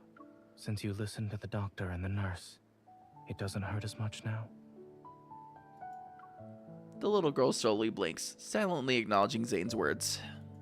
While waiting for the pain to go away, do you want a reward? I want to go home. Oh, poor girlie. Poor baby. She's a widow baby. Her soft voice, tinged with sorrow, resounds in the quiet ward. My heart feels a faint pang, as if that voice reached out to me, urging me to move closer. However, I hesitate, unsure of how to start a conversation. Seeing that Mia has noticed me, Zane speaks in an even gentler tone which radiates reassurance. She's my friend. A skilled hunter who saved many children like you. Huh? It's unclear which of Zane's words affect her, but she slightly stirs. Hello, Mia. Zane calmly observes, stepping back only when he sees Mia doesn't flinch at my approach. Do you want to talk? Mia hesitates and nods. Relieved, Zane and I exchange looks. Zane leaves the room. On his way out, he taps my hand, silently telling me not to stay for too long. Taking a seat beside the bed, I tenderly hold her hand. Mia, what you went through, I also experienced that. You must be really upset. Her small hand slightly twitches in response to my words. Do you miss your brother, Mia? Her empty eyes flicker with emotion. She's about to cry. Is he dead? Aw. Her eyes are filled to the brim with tears. Don't worry, he's probably just hiding. But I always find him. I can't this time. Your brother wouldn't just leave you. He probably got into a bit of trouble, you know. Can you tell me what you saw before the explosion happened? I might be able to help. She stares at me. Just as she's about to speak, a knock interrupts us. A person wearing glasses and a dark-colored uniform enters. He has the Far Space Fleet's insignia on his armband. It seems the Colonel forgot to inform us. What brings you here, Adjutant? Just asking questions, sharing in a bonding moment about, brothers that went My Little Soda Pop. His scrutinizing gaze watches over me, and I look away. It seems today won't go according to plan. The Colonel has his reasons. Just do your job. I'll stop by next time to avoid any trouble. Just as I'm about to leave, Mia suddenly calls out to me. Miss? She retrieves a burnt dog plushie from behind her pillow. She sounds nervous when she speaks. Thank you for visiting me. Can I give you Lucia as a present? Chat, we have to protect Lucia with our life, okay? We have to protect Lucia with our entire beings. Lucia, is this dog plushie? Sure.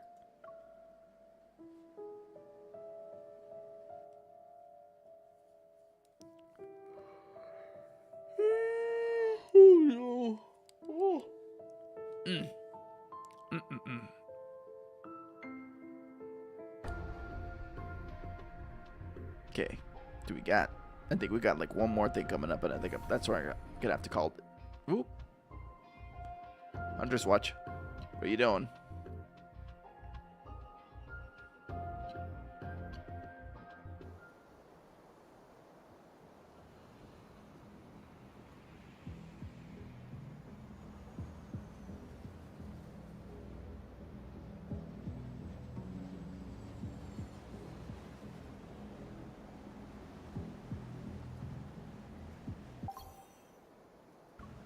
Cold air? Yeah. Okay. Oh, okay. I clicked on the first thing again. Whoops. I was wondering, like, what the heck's going on?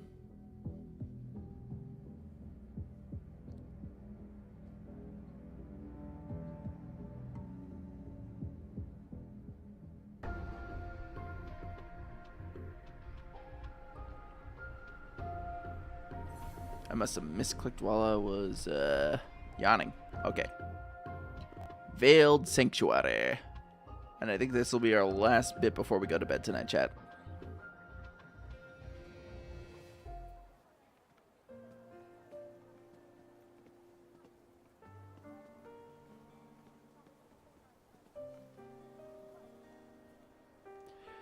Cool mist rises slowly from the lawn, leaving only a shadowy outline of the hospital wing's streamlined white architecture.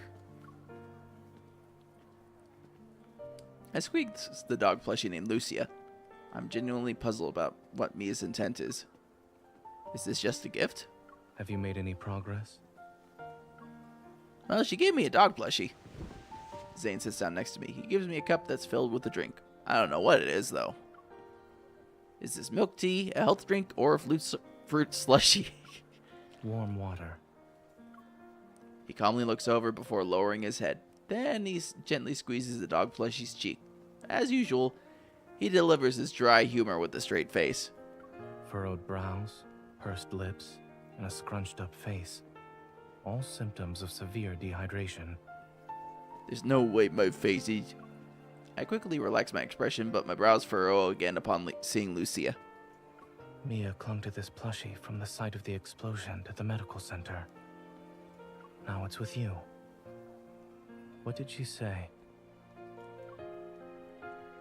I said I'd help her find her brother. Kevi?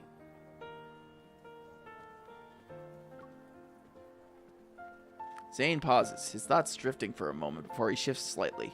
His tone becomes more solemn. Something or someone must be behind his disappearance. However, by getting involved, you'll have to confront people who are also searching for him. Mm-hmm. I know. While the Far-Space fleet dealt with this culprit behind the explosion, the whole thing feels too similar to what happened to me. I'm not sure, but Ever must be involved somehow.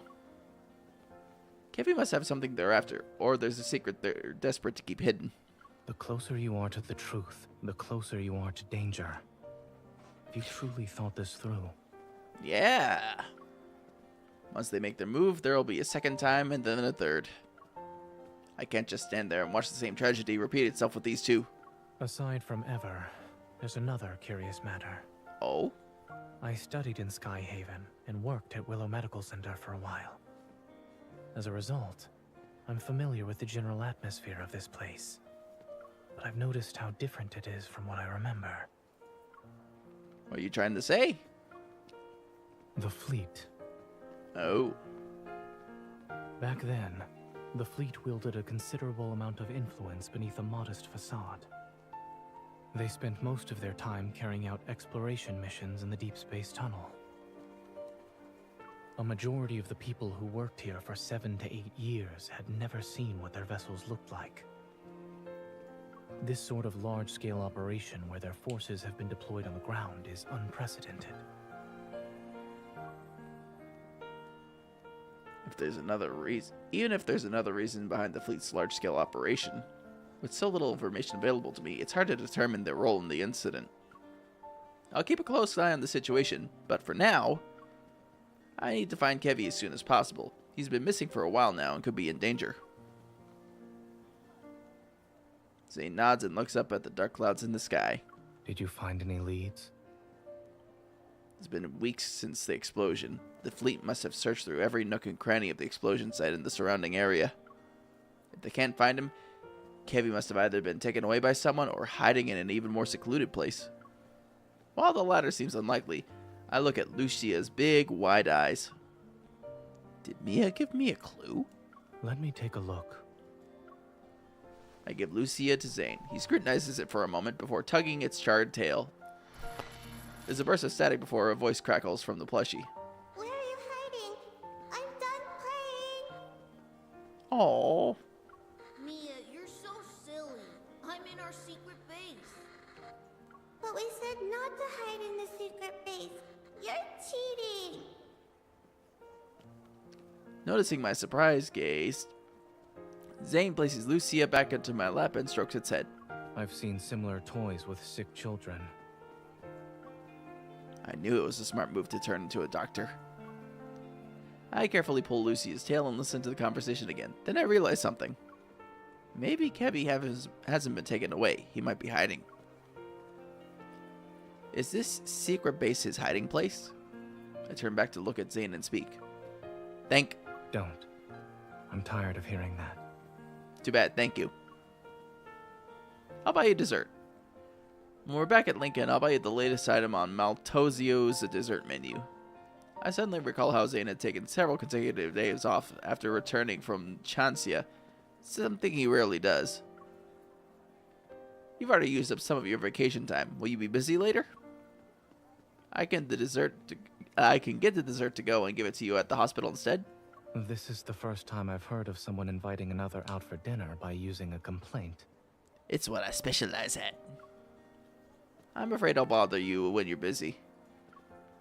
Zane slowly leans back, studies me for a moment, then reaches for the cup of warm water. His expression remains indiscernible.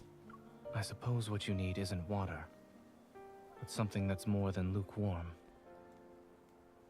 What do you mean? Noticing my confusion, Zane slightly tilts his head and responds with a smile that carries amusement and resignation. We both have to deal with challenges, one after another. If we want to see each other, then there will be moments like this where we can sit together, no matter how hectic things get. He lifts Lucia's head, and the plushie stares at me with its dewy black eyes. Once you help Mia, take some time to think about what you'd like to eat with me. Aww.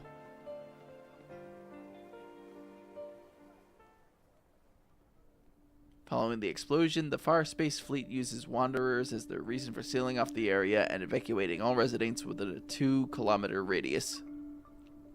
Maybe the week-long search has led them to believe Kevy is no longer in this neighborhood. No fleet soldiers are stationed here tonight.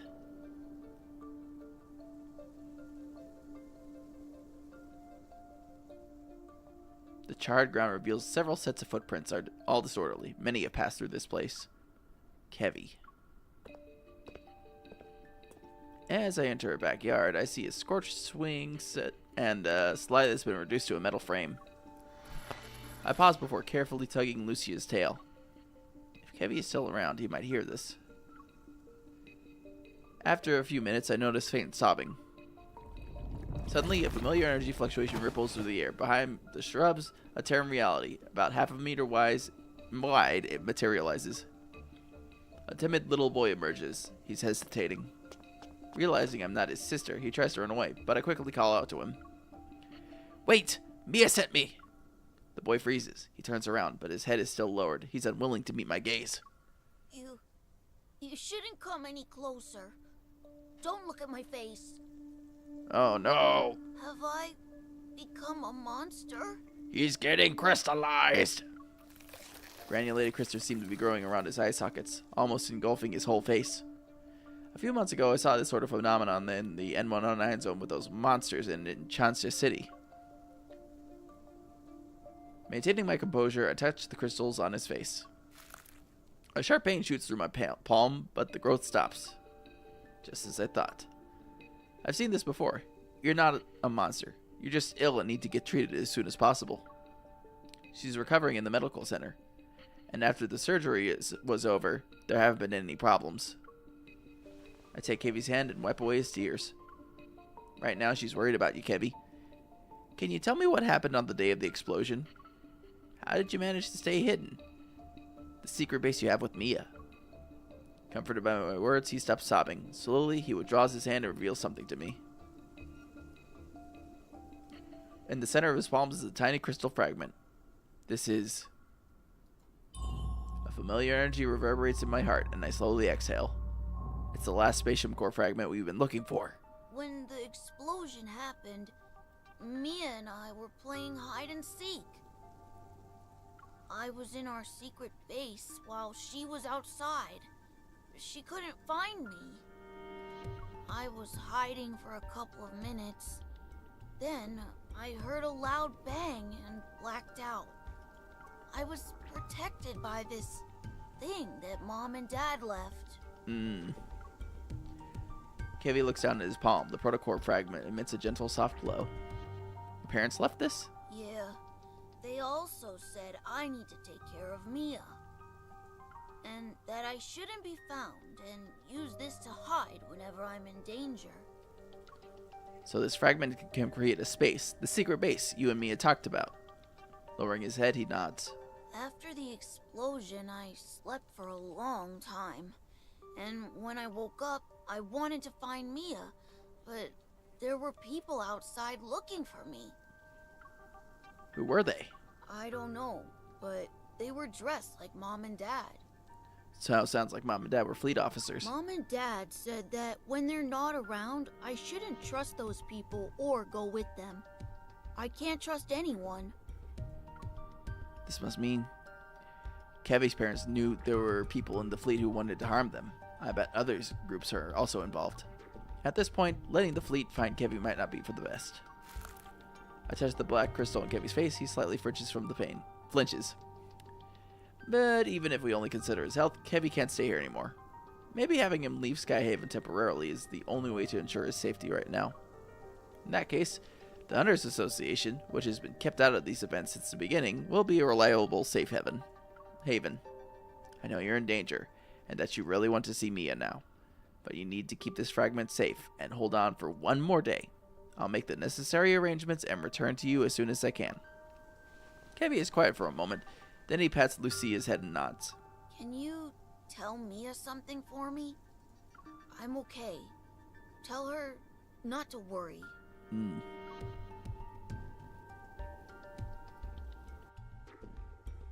Alright, I think that is a good place to stop for now. Leave us a little bit of a cliffhanger for when we come back on Thursday.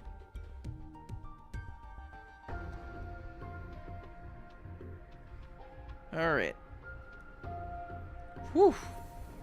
We covered a lot of ground today, getting close up with the last chapter, getting into this one, so I think we're gonna do good at catching up for this this week, I'd say.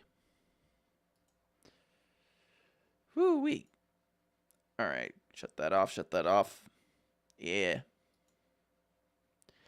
Alright, well, now it's time for us to say our goodnights and also look at raiding out to one of our friendos for the night. Really appreciate you guys choosing to spend a couple hours with me as we go through this lads catch-up stream tonight. Well, this week, because we got 3 more streams to go. Holy cow. Any hoodles. Let's see, who do we want to raid into? Who do we want to send you guys to hang out with?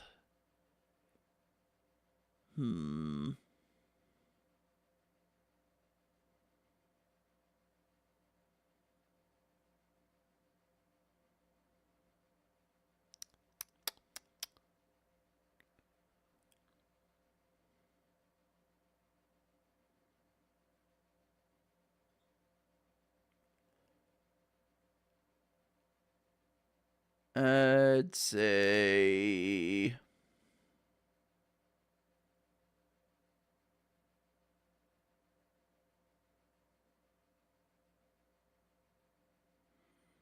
don't mind me just looking. I'm just looking.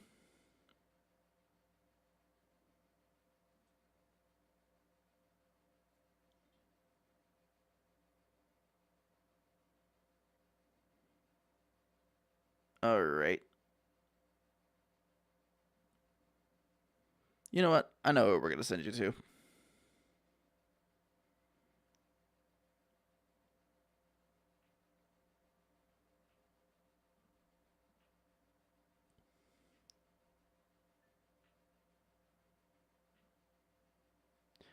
Okay. Yep, we're going to go ahead and send you guys on over to Miss Meow Meow. Ah, damn it. Ads, no, why? Okay, we'll wait till the ads are over.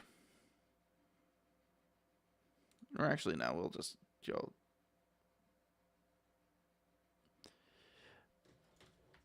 We'll just type it in chat. You over to...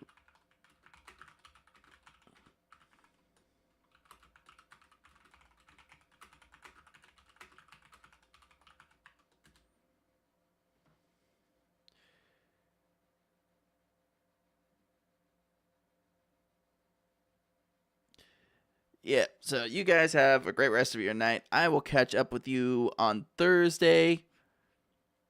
And, yeah, we'll do more of the story and just keep on rolling with that. Again, really appreciate it. Be sure to say hi to Weow for us over here. And again, let me remind you that if you haven't already, please join the Discord where we can hang out, talk there, get caught up. Otherwise... Yeah, otherwise, then we're just going to go and say goodnight to Weow. All right? Have a great one.